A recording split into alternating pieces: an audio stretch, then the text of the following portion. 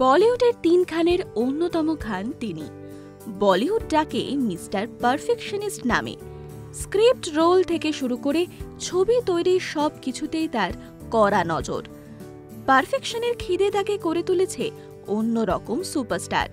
সেই কারণেই তাকে বলা হয় mister perfectionist, the one and only Aamir Khan. Debut হয়েছিল ৮ বছর বয়সে।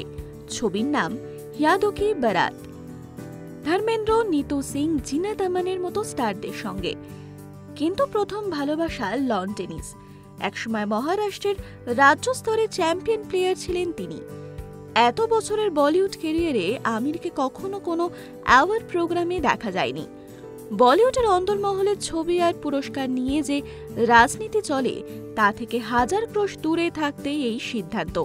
১৯৯০-তে ফিল্মফেয়ার পুরস্কারে সানি দেওয়ালের কাছে হারতে হয়। তারপর থেকেই আর সব ধরনের পুরস্কারের মঞ্চ থেকে দূরে থাকেন তিনি।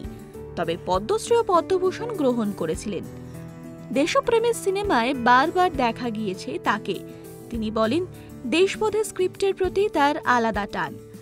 বিপ্লবী আবুল কালাম আজাদের বংশধর। তার ভাবনা থেকে অনুপ্রেরণা পান মিস্টার পারফেকশনিস্ট। কিয়ামত সে কিয়ামত তাক ছবিতে প্রথম লিড রোল পেয়েছিলেন। ভারতীয় দর্শক সাদরে গ্রহণ করেছিল তাকে। লগন, দঙ্গল, ফানা, গজনি, 3 ইডিয়টস, দিল চাহতা হ্যায়, পিকে, রাজা হিন্দুস্তানি, সিক্রেট সুপারস্টার, তারে জমিন পর তার মাস্টারপিস। এই মুহূর্তে তিনি ব্যস্ত সিতারে জমিন পর আর টাইম মেশিন ছবি নিয়ে। ২০২৪ থেকে ২৫-এ এই ছবিগুলি মুক্তির সম্ভাবনায় রয়েছে। স্বভাব পড়ুয়া আমির অ্যালফ্রেড হিচককের সিরিজ খুব ভালোবাসেন। আমিরের পুরো নাম আমির হোসেন খান আর ডাকনাম কানহাইয়ালাল। এমন নামকরণের পিছনের কারণটা কিন্তু বেশ মজার। ছোটবেলায় স্কুলের বন্ধুর চেয়ে অনেক বেশি ঘিরে থাকতো তাকে বান্ধবীরা। নার্সারি ক্লাসে ছেলের এমন জনপ্রিয়তা দেখে বাবা মা তাকে ডাকতেন মজা করে কানহাইয়ালাল বলে। আজ তার জন্মদিন।